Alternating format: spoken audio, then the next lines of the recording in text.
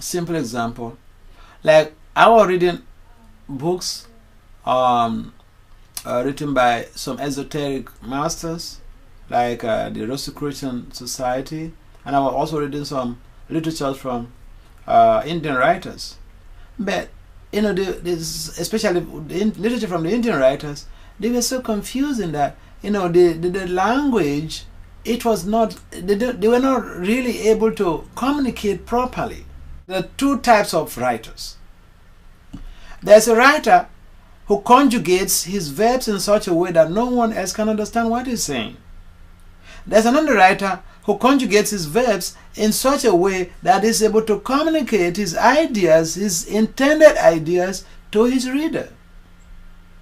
And what I found is that other writers, the other books I was reading, they might have some idea, but it was not having the lucid details, it was not having the clarity.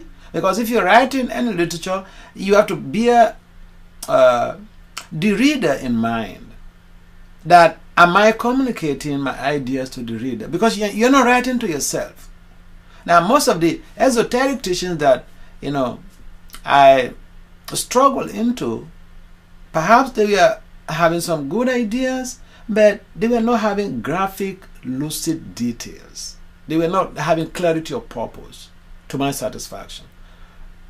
Antithetically, when I read Srila Prabhupada's books, even just the first literature, it was so straightforward.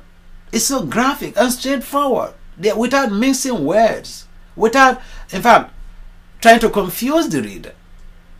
There are writers who simply confuse the reader just because they want to show their erudition.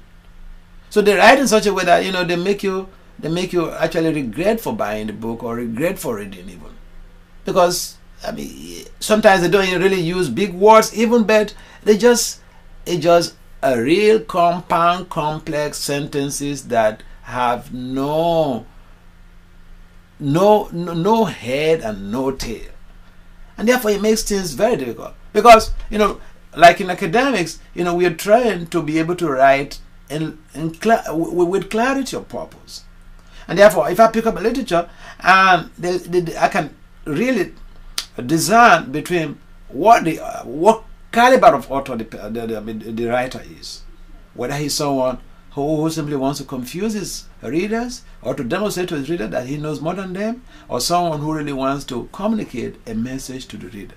You want to show me that you know too much and you want to confuse me, or you want to give me a direct message. Prabhupada gave that direct message. That basically is what I intended to grasp, and that's what he gave to me.